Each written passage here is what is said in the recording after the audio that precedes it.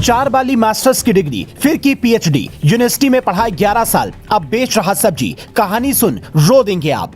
PhD सब्जी वाले के सामने पत्रकार हो या वकील, सबकी दलील होती है फेल। ठेले पर घूम घूम कर बेच रहा आलू प्याज।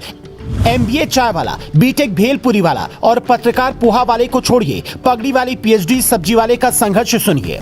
ये ठेली ध्यान से देखिए और इनके चेहरे पर दिख रहे भाव को पढ़ने की कोशिश कीजिए। इस ठेली में जितने चक्के नहीं हैं, उससे ज्यादा इनके पास मास्टर्स की डिग्रियां हैं। पीएचडी तक की डिग्री फाइलों में रखी है। यहाँ तक कि इन बोरियों में जितने आलू प्याज भरे हैं, उससे ज्यादा थ्योरी इन्हें कंठस्थ याद है। बावजूद उसके ये ना तो प्रोफेसर बन पाए, ना ही किसी स्कूल के टीचर, बल्कि इन्हें गली गली घूमकर आलू प्याज बेचकर अपना गुजारा करना पड़ रहा है। हो सकता है कि शुरुआती बात सुनकर आप ये कहें कि इनका पढ़ाने का मन नहीं होगा, बिजनेस में मन लग गया होगा, तो ऐसा नहीं है। ये जो बोर्ड आप देख रहे हैं, जिस पर पीएचडी सब्जी वाला अंग्रेजी और पंजाबी दोनों में लिखा है, ये भी इन्होंने खुद ही नहीं लगाया, बल्कि इनके पास सब्जी खरीदने आई एक महिला ने जब इनसे बातचीत की और इन्होंने कई मुद्दों पर उससे बेबाकी से बात की, अपनी संघर्ष की कहानी बताई, तो उसने ये आइडिया दिया कि ऐसा पोस्टर बनवाकर लगवाइए, किस्मत जरूर बदलेगी। और आज ये तस्वीर जैसे जैसे वायरल हो रही है, उनके पास स्कूल कॉलेज से फोन आने शुरू हो गए हैं। लेकिन डॉक्टर संदीप का कहना है कि इस बात का भरोसा नहीं हो रहा है कि पहले यूनिवर्सिटी में पढ़ाते वक्त जो हुआ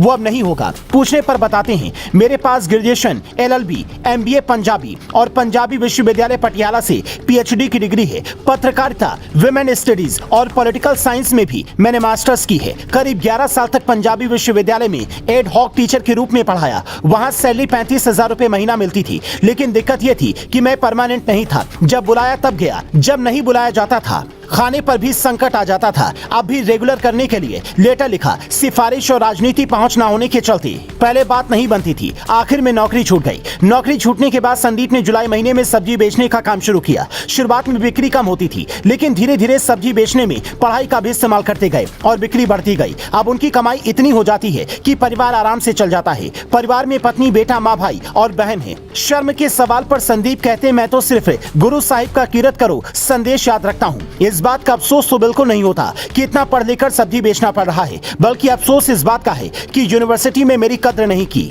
वैसे भी 11 साल तक जिस यूनिवर्सिटी में इन्होंने पढ़ाया है, कायदे से उसे इन्हें परमानेंट करने के बारे में सोचना चाहिए था। हालांकि पूरी कहानी क्या है ये यूनिवर्सिटी वाले बेहतर बता पाएंगे, पर फिलहाल पीएचडी सब्जी वाले संदीप को यूजीसी की नई गाइडलाइन के तहत नौकरी अप्लाई करने की जरूरत है, जिसके मुताबिक बिना नेट और पीएचडी के योग्य उम्मीदवारों को कॉलेज में पढ़ाने का मौका दिया जा रहा है। इसके लिए यूजीसी की वेबसाइट पर नोटिफिकेशन चेक कर सकते हैं। 15 साल के अनुभव वाले किसी भी विषय के व्यक्ति जो सारी पात्रता पूरी करता है, उसे प्रोफेसर ऑफ प्रैक्टिस के पद पर नियुक्ति किया जा रहा है। इसमें सैलरी यूजीसी या सरकार नहीं बल्कि कॉलेज देगी।